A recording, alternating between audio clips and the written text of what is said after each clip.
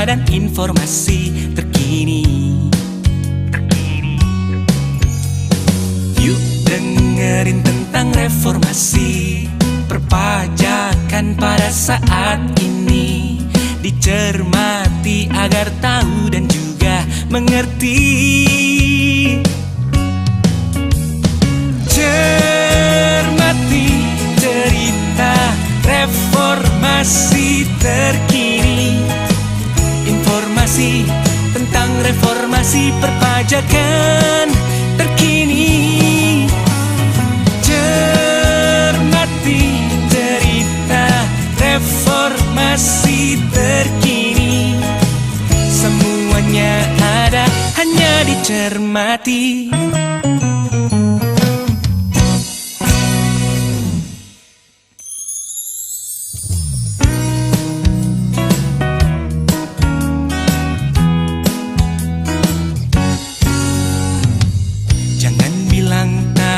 Reformasi kalau belum dengerin cermati. Cermati cerita dan informasi terkini.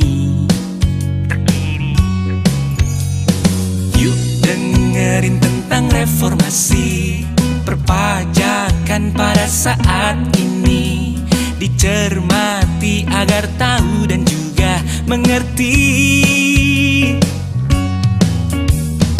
Cermati cerita reformasi terkini. Informasi tentang reformasi perpajakan terkini. Cermati cerita reformasi terkini. Semuanya ada hanya dicermati.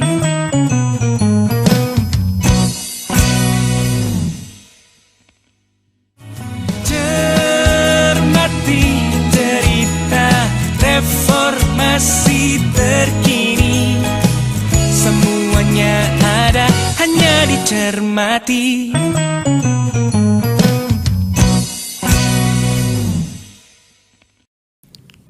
Halo kawan pajak, selamat datang kembali di podcast Cermati Cerita Reformasi Terkini. Hanya dicermati. Lumayan ya, nggak fales ya. Baik, terima kasih tim kru yang sudah menghangatkan dan menyemarakan episode podcast Cermati kali ini.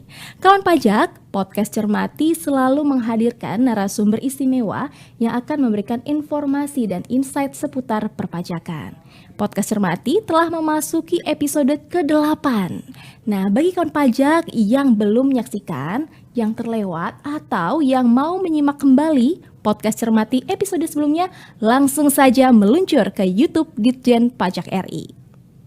Baik kawan pajak, sebelum kita berbincang dengan narasumber istimewa kita pada episode kali ini, mari kita simak tayangan yang berikut ini. Kini kita saksikan pemirsa, seorang wanita sedang bersiap-siap untuk pergi. Mau kemana ya dia? Mau lapor SPT tahunan ke kantor pajak. Loh, kan sekarang bisa via online. Oh gitu, oke. Kini kita saksikan seorang wanita sedang melapor SPT tahunannya. Oh, apa yang terjadi? Menakjubkan! Kini jari jemarinya mengetik dengan cepat, secepat kamu merebut hatiku. Kini ia langsung mengklik kirim SPT. Ya ampun, the best kamu sah! Yuk pemirsa, laporkan SPT tahunan Anda sekarang juga. Pertanyaan terakhir, NPWP bisa diganti dengan... Jika Anda bingung, saya akan menghilangkan 2 jawaban yang salah.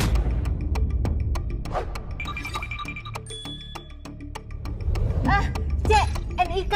Anda yakin? Jawabannya adalah... benar!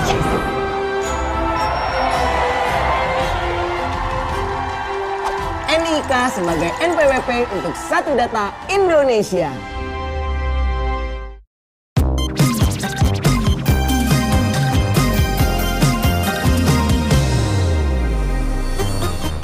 Sekarang wajib pajak orang pribadi diberi kemudahan karena NIK sudah berfungsi sebagai NPWP.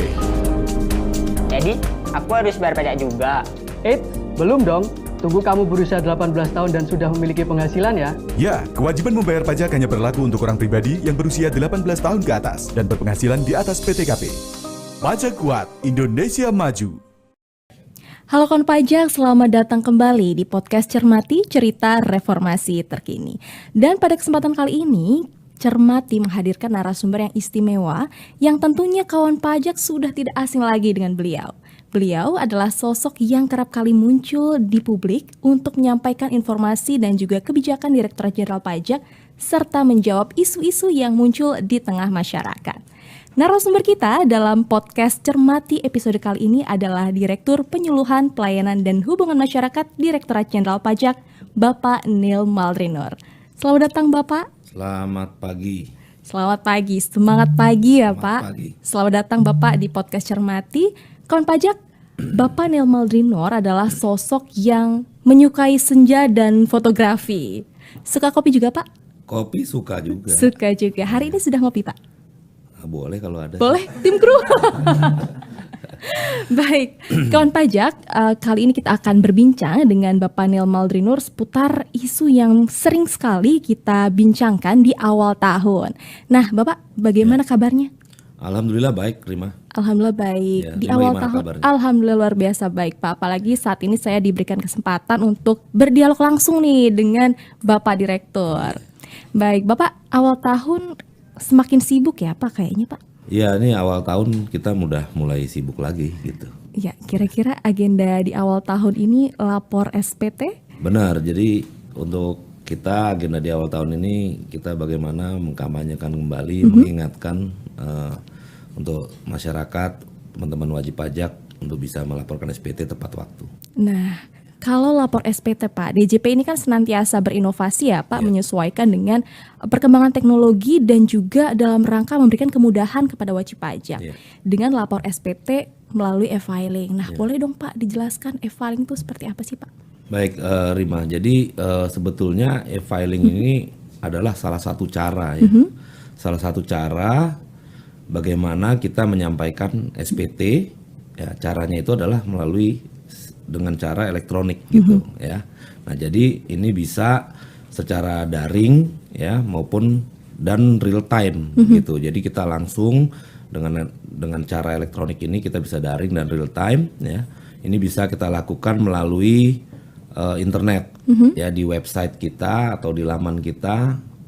Mungkin teman-teman juga ada yang masih belum tahu, pajak.go.id ya. Jadi www.pajak.go.id ya. Jadi ini bisa untuk menyampaikan SPT tahunan secara online, yaitu melalui e-filing. Iya. Gitu, ya. Berarti wajib pajak ini bisa melaporkan SPT di mana saja, kapan saja ya Pak Di dengan mana adanya saja. e-filing. Nah, tapi untuk elektronik ini ya, karena ini sistemnya elektronik, tentunya wajib pajak harus memiliki dulu yang namanya EFIN. EFIN, apa itu Pak? EFIN ini EFIN, Pak? singkatan dari Electronic Filing Identification Number atau gampangnya ini adalah nomor identitas yang diterbitkan oleh Direktorat Jenderal Pajak ya, untuk diberikan kepada wajib pajak. Untuk wajib pajak Setiap kali kita mau lapor SPT atau sekali saja Pak, seumur hidup gitu Pak? ya, sebetulnya EFIN ini diberikan sekali saja gitu ya. Sekali Ya, saja. Jadi untuk orang pribadi ini nanti dapat mengajukan permohonan EFIN-nya ya ke kantor pelayanan pajak ya yang terdekat dengan lokasi wajib pajak ya. Nah, sedangkan untuk wajib pajak perusahaan atau badan ini harus mengajukan permohonan aktivasi EFIN atau mendapatkan EFIN di KPP di mana wajib pajak tersebut terdaftar. Terdaftar, baik. Jadi semakin mudah lapor SPT, nggak perlu menunda lagi. Benar. Dan sekarang udah nggak zaman ya Pak untuk Iya. lapor SPT antri di Aduh, loket udah nggak deh. KPP Iya, kantor itu pajak. Udah puluhan tahun sih. Jadi kita nggak punya banyak-banyak nomor ya, wajib pajak tidak perlu mendaftarkan lagi registrasi NPWP gitu, karena dia sudah punya NIK gitu. Nah, nanti diarahkan dengan NIK ini yang sudah ada di nomor KTP kita masing-masing itu, ini adalah nomor yang resmi untuk melakukan pembayaran pajak ataupun pelaporan pajak gitu. Iya, jadi wajib pajak, kantor pajak nggak perlu ngapalin banyak angka-angka ya Pak, Betul. terlalu banyak nomor, cukup Betul. NIK karena nanti NPWP juga akan menggunakan NIK begitu. Nah Pak, terkait implementasi NIK ini, banyak masyarakat yang curhat gitu ya Pak dan mempertanyakan kalau implementasi NIK jadi masyarakat yang baru punya NIK udah otomatis wajib bayar pajak atau gimana Pak? Malah ada bayi baru lahir dapat NIK langsung bayar pajak. Nah ini gimana Pak? Boleh dijelaskan kepada kan pajak Pak? Jadi gini, tadi di awal mungkin gunanya NIK itu adalah kan nomor ya, nomor untuk kita membayar pajak, melaporkan pajak. Nah jadi kalau orang punya NIK, apakah otomatis dia pasti bayar pajak?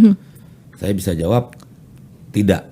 Tidak wajib. Ya, jadi belum tentu dia harus bayar pajak. Kenapa? Karena bayar pajak itu ada syarat-syaratnya tersendiri gitu. Apa saja Pak syaratnya? Dia dewasa ya, secara umur sesuai dengan undang-undang diatur. Kemudian dia punya penghasilan yang menjadi objek pajak gitu ya.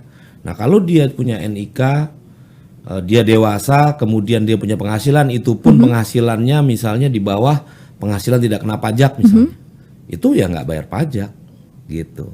Jadi NIK belum tentu harus bayar pajak. Jadi nggak benar tuh yang diributkan tuh. Diberitakan keliru ya, kurang tepat ya. Jadi artinya bayi yang baru lahir punya NIK ya tidak bisa membayar pajak, tidak wajib membayar pajak karena ada persyaratan tadi ya Pak, dewasa menurut undang-undang, kemudian ada penghasilan. Dan itu pun penghasilan kalau di atas PTKP ya Pak. Di atas PTKP. Kalau di bawah PTKP tentunya tidak. Baik. Jadi kawan pajak ingat, walaupun implementasi NIK tetapi tidak semua masyarakat yang mempunyai NIK menjadi wajib bayar pajak, tergantung ya, ada syarat subjektif dan objektif tadi. Baik Pak Direktur. Nah masih seputar pemberlakuan NIK menjadi NPWP ini. Nah kan dilakukan secara bertahap dan pemadanan NIK ini sudah berjalan ya Pak. Saat ini pun wajib pajak gimana nih Pak? Untuk implementasi ini apakah wajib pajak harus melakukan validasi atau bagaimana Pak? Nah ini sebenarnya mesti ini kebetulan saya jelaskan di sini ya. Jadi kemarin memang ada mengatakan bahwa ini kok NPWP, kenapa sih nggak orang pajak aja atau direktur jenderal pajak aja yang memvalidasi otomatis gitu ya Pak. Nah sebenarnya validasi ini pada hakikatnya tadi pemadanan atau melakukan updating gitu ya. Nah jadi kita juga sudah melakukan validasi, bukan berarti DJP tidak melakukan validasi ya. Nah tetapi ini kan dua nomor nih ya, dua nomor yang berbeda, tadinya NIK kemudian NPWP. Nah di antara dua nomor ini tadinya tidak connect ya. Nah ini sekarang kita mau connect-kan, dia masing-masing ada informasinya. Misalnya di sini namanya Rima saja ya, di NIK-nya, di KTP-nya. Tapi dia sudah punya NPWP selama ini, namanya Rima Wulandari misalnya. Ya. Berbeda ya Pak, ada ini kan jadi berbeda nih, ketidaksesuaian. Nah ini harus dilakukan update. Nah jadi statusnya harus valid. Yang dimaksud validitas itu adalah statusnya harus valid, itu ini sama gitu antara NIK dengan NPWP-nya. Nah untuk mengupdate itu tentunya ya itu dilakukan oleh yang bersangkutan gitu ya, oleh wajib pajak secara mandiri ya Pak. Secara mandiri karena dia juga yang tahu, yang paling tahu ya. Nah kalau memang nanti di dalam proses validasinya itu sebetulnya nggak susah juga ya Rima ya. Jadi kita tinggal masuk ke situs itu lagi www.pajak.go.id ya. Nah ini wajib pajak di sana mengakses itu, kemudian bisa menginput NIK-nya ya untuk melakukan validasi. Nah untuk wajib pajak yang belum pernah mengakses ya ataupun ada kendala, ini bisa nanti menghubungi ya petugas DJP ya di kantor pajak terdekat ya, melalui kantor pajak, atau juga bisa mengirimkan email atau surat elektronik ya, dan juga bisa menghubungi kering pajak di 1500 200. Baik, sekarang mudah sekali ya Pak, banyak sekali saluran yang disiapkan oleh Direktur Jenderal Pajak dalam rangka memberikan kemudahan kepada wajib pajak. Baik Pak, ini masih seputar pemadanan NIK NPWP. Kira-kira apa saja sih Pak yang perlu diperhatikan oleh kawan pajak nih Pak? Nah jadi yang perlu diperhatikan adalah, jadi yang pertama tadi yang sudah memiliki NPWP ini statusnya harus valid ya. Nah, lalu ada kategori yang kedua yang saat ini dia awalnya belum punya NPWP, terus kemudian dia sekarang mendaftarkan NPWP karena mungkin keperluan untuk kerja dan sebagainya gitu ya. Nah Untuk yang mendaftarkan NPWP sampai dengan tanggal 31 Desember tahun ini 2023 ini akan tetap diberikan NPWP yang 15 digit. 15 digit. Ya. Nah, nanti ini akan dalam proses pendaftarannya, ini nanti akan langsung dilakukan validasi dengan NIK-nya. Ya, gitu. Nah, ini bisa digunakan sampai tanggal 31 Desember 2023. Oh, 2020. 3, sorry. Iya, baik. Jadi masih bisa digunakan dan terus dilakukan validasi ya Pak sampai dengan 31 Desember 2023. Nah, lalu ada lagi juga yang misalnya dia bukan penduduk. Iya. Ya, bukan penduduk itu misalnya orang asing yang bekerja di sini, dia tidak memiliki KTP. Tidak punya NIK ya, Pak. Ya, tidak punya NIK kan, gitu ya. Dia bukan penduduk Indonesia. Nah, ini kalau dia belum memiliki NPWP, nanti NPWP lamanya itu akan ditambahkan angka 0 di depannya. Sehingga nanti dia akan menjadi 16 digit. 16 digit. Gitu, ya. Nah, ini untuk yang bukan penduduk, orang pribadi yang bukan penduduk. Nah, kemudian ada juga wajib pajak ya, badan ataupun instansi pemerintah ya. Nah, ini juga dia akan sama gitu dengan status orang pribadi yang bukan penduduk. Ya, jadi nanti dia akan ditambahkan angka 0 di depannya gitu. Nah, kemudian ada juga nih yang selama ini NPWP-nya ganda. Nah, itu Pak bagaimana Pak? Jadi dia terdaftar di lebih dari satu NPWP. Ya, mungkin pada waktu itu dia masih di daerah, sekolahnya di daerah, dia kuliah, terus dia kerja di sana sebentar, dia bikin NPWP, pindah ke satu kota yang lain, mendaftarkan NPWP juga NPWP misalnya. lagi. Nah, ini bisa terjadi gitu. Iya. Nah, ini kalau yang seperti ini kami menyarankan untuk bisa mengajukan permohonan penghapusan NPWP salah satunya. Gitu. Ya, jadi cukup satu NPWP Iya, saja cukup. ya Pak. Karena nanti kan juga nomor NIK nggak ada 2. Iya, betul sekali. Jadi NIK 1 dan kita gunakan juga satu nomor saja. Iya, gitu. Baik kawan pajak, sebelum kita beralih dan diskusi pada topik yang berikutnya, kita akan mengikuti segmen penyuluh menjawab yang akan disampaikan oleh fungsional penyuluh pajak dari Kanwil DJP Banten. Baik, silakan kepada Bapak Dedi Kusnadi dipandu oleh Nadia. Silakan. Terima kasih banyak, Studio 1, Lantai 16, Kantor Pusat Direktorat Jenderal Pajak. Pada saat ini, kita berada di Kota Serang, tepatnya di Kantor Wilayah Direktorat Jenderal Pajak Banten, bersama dengan saya, Nadia Firdausi, dan saya, Dedi Kusnadi. Dan pada hari ini, luar biasa sekali saya akan mengobrol dengan Bapak Dedi Kusnadi, dan tentunya kita juga akan menjawab beberapa pertanyaan yang sudah saya kumpulkan di sini dari teman-teman dan kawan pajak sekalian di segmen Penyuluh Menjawab. Semuanya ada, hanya dicermati.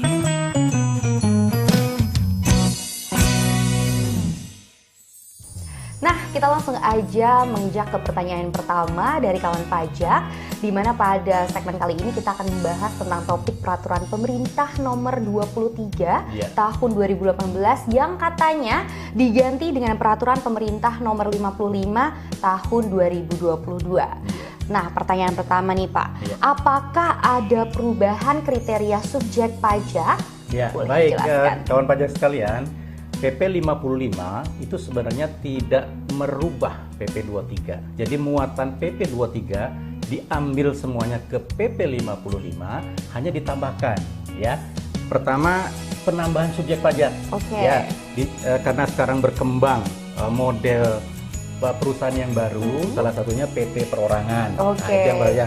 Kemudian yang berikutnya ada BUMDes. Badan Usaha Milik Desa dan Badan Usaha Milik Desa Bersama, BUMDesma istilahnya gitu ya. Baru ya, lucu ya, baru denger ya. Iya, saya baru dengar ini. Karena baru ini kita diatur itu, ya diatur supaya mereka juga bisa menggunakan tarif yang UMKM. Oke.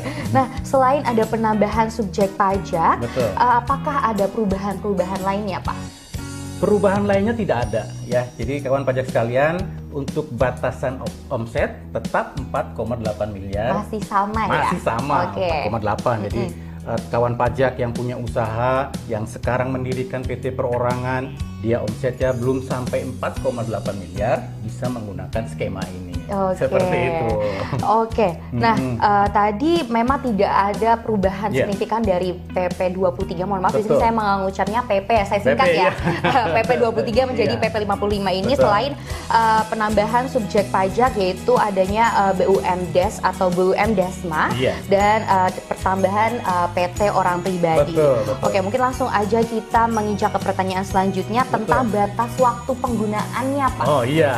Langsung. Karena yang ditambahkan hanya PT perorangan dan BUMDes dan BUMDesma, jadi yang diatur, yang ditambahkan cuma itu, Nadia. Jadi mereka masuk kelompok yang penggunaan 4 tahun. Berarti ya, istilahnya 4 tahun pengelompokan lagi ya, Pak, ya, atas penambahan subjek pajak itu. Jadi spesialnya dia berbentuk PT, dia perorangan, tapi dia tidak ikut skema yang 3 tahun. Tapi dia ngikut yang skema 4 tahun ya, karena dia perorangan gitu. Walaupun bentuknya PT perorangan, tapi dia mengikuti skema yang 4 tahun. Kalau PT kan 3 tahun kan betul, ya. Pak. Wah, mungkin penghitungan jangka waktu itu dihitung sejak kapan, Pak? Untuk dihitungnya kawan pajak sekalian itu untuk WP lama sejak dia terdaftar. Ya. Untuk WP baru sejak peraturan ini ditetapkan. Ya, berarti 2022 kan? Benar sekali. Nah, tadi kita sudah membahas tentang subjek pajak serta jangka waktu atau batas waktu penggunaannya. Sekarang kita membahas tentang objek pajaknya. Apakah ada perubahan? Ya. Itu masih ruang lingkup PP 23 yang diangkat ke PP 45. Jadi ruang lingkupnya untuk omset adalah peredaran usaha 1 tahun, ya dihitungnya 1 tahun loh ya, jangan setengah tahun ya. 1 tahun tidak melebihi 4,8 miliar. Masih tetap itu. Masih tetap sama ya. Oke.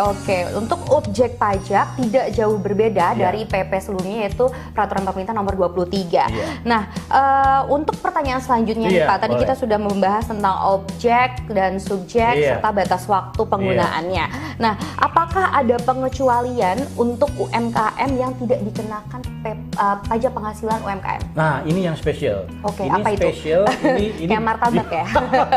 Ini bawaan muatan dari UU HPP sebenarnya. Undang-Undang Harmonisasi Perpajakan. Di Undang-Undang HPP itu disebutkan di situ wajib pajak usahawan orang pribadi yang omsetnya tidak melebihi maksud saya omsetnya sampai dengan 500 juta. Sampai dengan ya, 500 batasnya, juta tidak dikenakan pajak.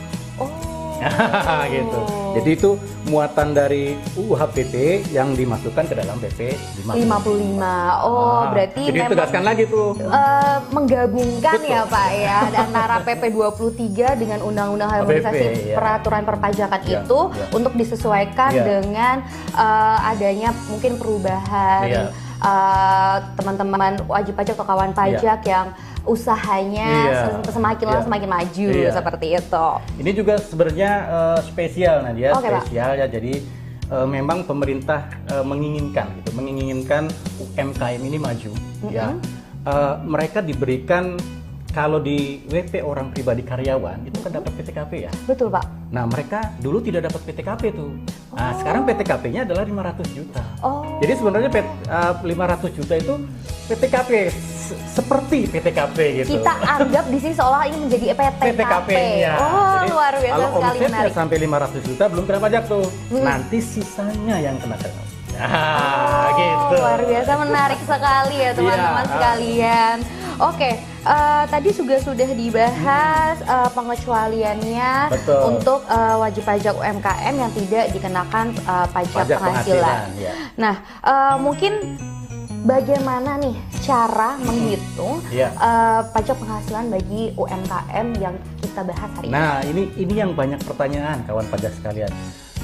Itu ada pertanyaan langsung ke saya nih sebagai penyuluh nih, Pak. Pastinya ya, Pak. Itu diskon yang 500 juta itu apakah dihitung omset 1 tahun kemudian dikurangi 500 atau 500 juta itu dibagi 12 jadi dikurangi per bulan? Sebenarnya tidak seperti itu kawan pajak sekalian ya. Jadi omset 500 itu akumulasi. Ya, akumulasi misalkan Januari 100 juta, Februari 100 juta, sampai Mei 500 juta. Oke, berarti akumulasi dari bulan Januari sampai Februari, Mei sudah 500 juta. Nah, nanti baru bulan Juni baru kena pajak. Baru kena pajak Iya. UMKM yang 1,5% itu. Iya. Wah. Jadi bukan dikurangkan dulu ya, atau diakumulasi 1 tahun terus dikurangkan 500, nggak seperti itu. Wah, Ya. kalau yang tahun mohon maaf, kalau untuk peraturan pemerintah nomor 23 sebelumnya gimana, Pak? Sama ya? Sama, hanya ini lebih dijelaskan lagi. Oke. Iya. Mungkin lebih Jadi jangan salah ya kawan pajak ya. Oh, luar biasa sekali, menarik ya kawan pajak sekalian. Di sini juga ternyata di peraturan pemerintah nomor 55 tahun 2022 ini pemerintah sekali lagi menjelaskan penjabaran bagaimana cara menghitung pajak penghasilannya bagi wajib pajak UMKM. Luar biasa sekali. Oke, itu tadi merupakan beberapa pertanyaan dari kawan pajak. Betul. Nah, mungkin Bapak sebelum kita beranjak ke segmen selanjutnya, mungkin Bapak ingin merangkum apa perbedaan atau apakah ada perubahan dari PP 23 ke PP 55 ini? Ya, baik kawan pajak sekalian, secara muatan itu PP 23 tidak mengalami perubahan di PP 55. Hanya ada penambahan karena di situ ada dimasukkan subjek pajak baru, yaitu pertama PT orang pribadi, kemudian yang kedua BUMDes dan BUMDesma. Ya, itu. Kemudian karena dia ditambahkan, dia diatur lagi mengenai penggunaannya ya. Berapa lama dia boleh pakai tarif ini? Nah, untuk PT orang pribadi 4 tahun, untuk BUMDes dan BUMDesma 4 tahun juga. Jadi tidak mengikut yang PT biasa. Ya, PT biasa kan 3 tahun ya. Kalau ini 4 tahun. Itu wajib pajak. Kawan pajak sekalian, jangan salah ya. Gunakan kesempatan ini dengan baik. Pemerintah memberikan tenggang waktu untuk belajar. Mudah-mudahan kawan pajak sekalian usahanya maju. Ketika maju, nanti masuk ke tarif biasa, tarif umum ya. Jadi ini adalah sebenarnya seperti subsidi dari pemerintah ya untuk menyokong UMKM agar maju. Luar biasa sekali ya kawan pajak sekalian. Memang harapan pemerintah untuk bangsanya dan masyarakatnya itu memang sangat besar ya. Terutama untuk memajukan usaha, terutama UMKM yang ada di Indonesia. Luar biasa sekali Pak Deddy. Nah, itu tadi kawan pajak sekalian, seluruh pertanyaan sudah dijawab oleh Bapak Deddy Kusnadi di segmen dan di topik hari ini, yaitu perubahan peraturan pemerintah nomor 23 tahun 2018 yang telah dicabut dan dirubah ke peraturan pemerintah nomor 55 tahun 2022 kali ini. Dan mungkin itu saja Pak Deddy ya untuk kegiatan kita kali ini, untuk topik perbincangan kita kali ini. Dan langsung saja kita kembalikan ke Studio 1 lantai 16 Kantor Pusat Direktorat Jenderal Pajak bersama dengan saya Nadia dan saya Deddy Kusnadi. Sampai jumpa di segmen Penyuluh Menjawab berikutnya. Dadah. Semuanya ada, hanya dicermati.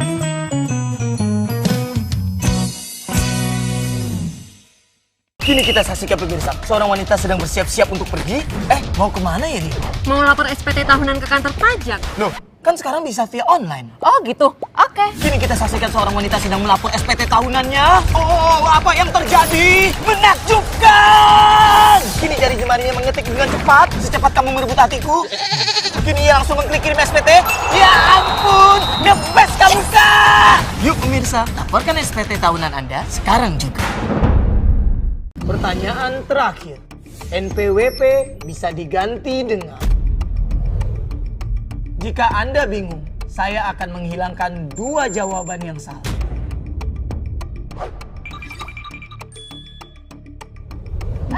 C, NIK. Anda yakin?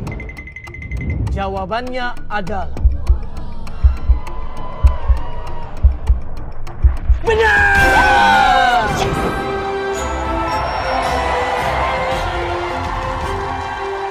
NIK sebagai NPWP untuk satu data Indonesia.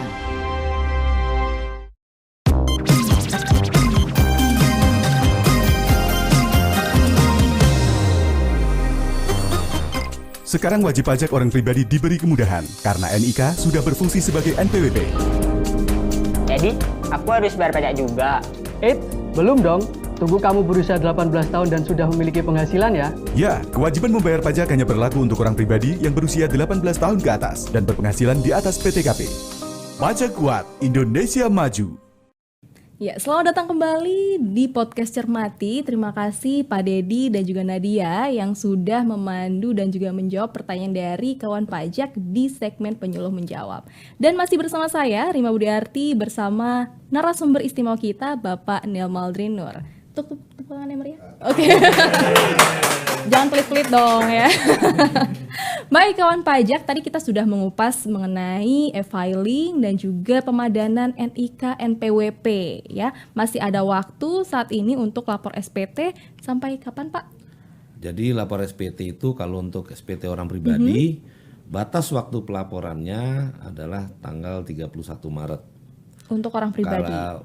Kalau untuk wajib pajak badan ataupun perusahaan, ini sampai dengan tanggal 30 April. 30 April. Baik, perlu dicatat ya kawan pajak, untuk lapor SPT tidak perlu menunggu sampai 31 Maret untuk orang pribadi atau 30 April untuk wajib pajak badan, tapi bisa dilakukan mulai dari 1 Januari. Ya. Jadi lebih sebetulnya awal itu lebih batas nyaman. akhir sebetulnya. Batas akhir ya. Jadi mari kita biasakan untuk lapor lebih awal, lebih nyaman. Mulai dari tanggal 1 Januari sudah bisa lapor. Hari ini pun sudah bisa lapor hanya dengan menggunakan gadget ya Pak, ya e-filing, baik itu di laptop maupun di gawai seperti itu. Sangat mudah, bisa di mana saja. Dan saya pun juga sudah lapor SPT Pak. Oh udah ya, Rima udah lapor SPT? Sudah lapor SPT.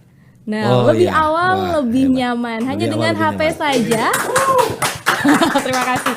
Di www.pajak.go.id kemudian kita laporkan SPT dan sudah mendapatkan BPS di email masing-masing. Mudah bukan? Baikkan pajak, lapor hari ini juga. Nah Pak Neil, tadi kan kita sudah membahas mengenai lapor SPT dan juga validasi. Nah yang menjadi pertanyaan adalah apabila kawan pajak belum melakukan validasi NIK, apa bisa Pak lapor SPT? Jadi begini, ini banyak pertanyaan seperti ini ya.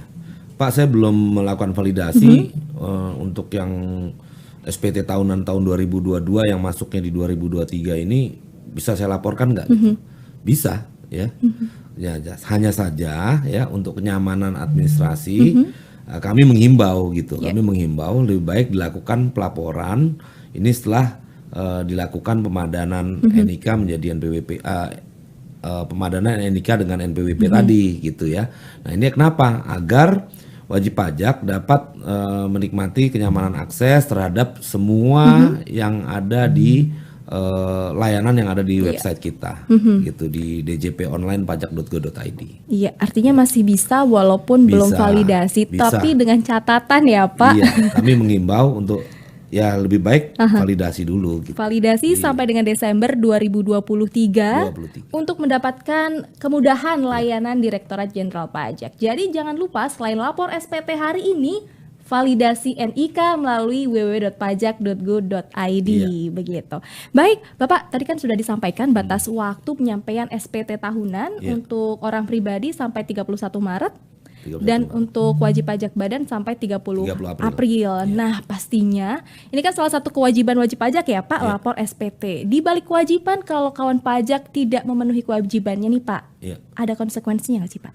Jadi konsekuensi tentunya ada ya, karena ini diatur oleh undang-undang ya.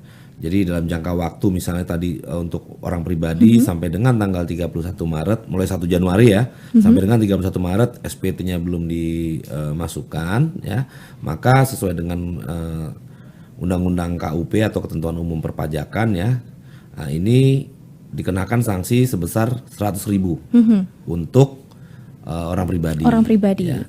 Nah sementara untuk wajib pajak badan ya, ini dikenakan sebesar 1 juta. 1 juta untuk wajib pajak badan. Ini lumayan loh. Jadi mendingan tepat waktu 100.000-nya bisa buat beli kopi kan gitu. Iya, ngopi ya Pak. Iya, ngopi, beli pulsa ya kan. Beli pulsa, beli ngopi sambil roti ya Pak ya. Sayang sekali 100.000. Jadi lapor hari ini dan jangan sampai 100.000 melayang ya Pak. Baik Pak, nah tadi kan terkait konsekuensi ya Pak apabila kawan pajak tidak lapor tepat waktu. Ya ingat tepat waktu sebelum 31 Maret 2023 untuk orang pribadi dan 30 April 2023 untuk wajib pajak badan. Nah kalau sampai sekarang nih Pak, kira-kira sudah berapa banyak sih Pak kawan pajak yang lapor? Coba saya cek dulu ya. Sampai ini ada. Jadi sampai dengan kemarin ya, kemarin malam itu untuk SPT orang pribadi ini sudah mencapai 2.228. 2.200.000. Ya, 28.000 itu untuk orang pribadi. Kemudian untuk badan wajib pajak badan ini ada 84.500. 84.500 wajib pajak badan yang sudah lapor SPT per tanggal 6 Februari. Baik, luar biasa sekali. Nah, kalau dibandingkan dengan tahun lalu Pak bagaimana ini Pak? Nah, ini alhamdulillah ada peningkatan ya kalau dalam periode yang sama ya. Untuk tahun ini ada peningkatan untuk orang pribadinya itu sebesar 36%. 36%. Iya, sampai dalam periode yang sama sampai dengan tanggal 6 Februari ya. Nah, untuk SPT badannya ini ada peningkatan sebesar 29%. 29%. Artinya ini lebih baik ya Pak daripada tahun lalu ya Pak. Alhamdulillah lebih baik. Jadi kelihatannya ini ada peningkatan awareness dari masyarakat gitu ya. Dari para sahabat pajak, teman pajak untuk secara lebih lapor SPT lebih awal lebih nyaman. Nah itu tadi kawan pajak. Jadi hari ini juga lapor SPT sekarang ya sambil menyimak podcast Cermati, sambil browsing dan meluncur di www.pajak.go.id. Lapor SPT lebih awal lebih nyaman. Tim kru lebih awal lebih nyaman ya. Nah daripada uang denda 100.000 tadi melayang ya Pak, kita harus keluarkan untuk bayar denda karena tidak lapor SPT. Nah itu kalau 1 tahun ya Pak. Kalau tidak lapor SPT-nya 2 tahun 3 tahun tinggal dikalikan saja ya Pak dengan denda untuk orang pribadi. Ada 1 tahun 2 tahun, ada 1 tahun pajak, 2 tahun pajak, 3 tahun pajak ya, setiap tahun pajak ini 100.000. 100.000 untuk keterlambatannya orang pribadi. Baik, dan wajib pajak badan 1 juta. Nah itu perlu dicatat ya kawan pajak, mending dibuat ngopi sambil lapor SPT di mana saja kapan saja melalui e-filing. Baik. Nah Pak Direktur boleh nih Pak diceritakan kepada kawan pajak tips-tips kenapa sih kawan pajak ini harus lapor lebih awal lebih nyaman, kemudahan apa sih yang akan didapatkan kalau lapor lebih awal lebih nyaman itu Pak? Nah jadi begini Mbak Rima ya, sahabat pajak ya. Jadi kalau kita lihat nih sebelum ada e-filing ya, misalnya sebelum ada e-filing beberapa tahun yang lalu, itu kalau ketika mau mendekati tanggal 31 Maret itu, walaupun di teman-teman di pajak sudah membuat tenda dan sebagainya ya. Sampai membuat tenda ya Pak. Itu padat sekali di KPP itu, ya orang mau melaporkan SPT, antriannya mengular sampai ke jalanan gitu ya. Nah ini beberapa tahun terakhir dengan adanya e-filing ya. Memang di KPP sepi gitu ya, nggak terjadi penumpukan itu lagi karena orang sudah menggunakan elektronik gitu, menggunakan e-filing bisa di mana saja. Nah, namun demikian ya, karena ini kan kita bicara jaringan ya. Kalau sudah bicara elektronik, bicara e-filing, ini bicara jaringan. Nah, belum lagi ada rekan-rekan bisa mengerjakannya, mungkin dia ada di dalam satu area yang jaringannya tidak terlalu kuat dan sebagainya. Nah, ini biasanya kalau sudah mau mendekati tanggal 31 Maret, yang mau melaporkan melalui elektronik ini kan juga berbondong-bondong banyak gitu. Iya, langsung berbondong-bondong ya Pak. Sehingga kadang-kadang terjadi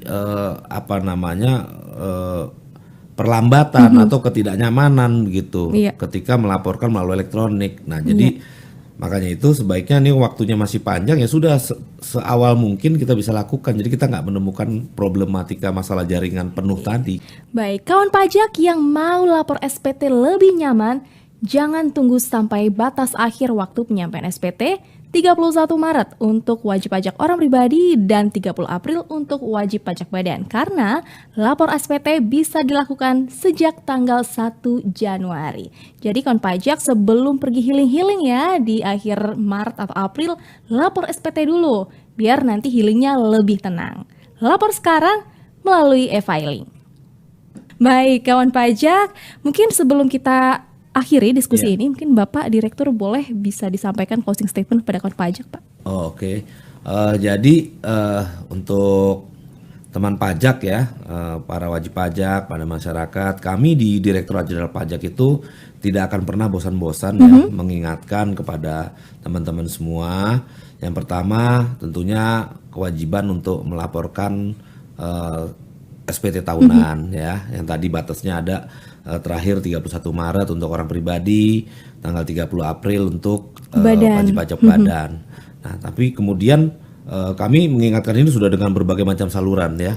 Kita di media sosial, melalui podcast-podcast seperti ini, kita juga mengirimkan surat elektronik, email dan sebagainya.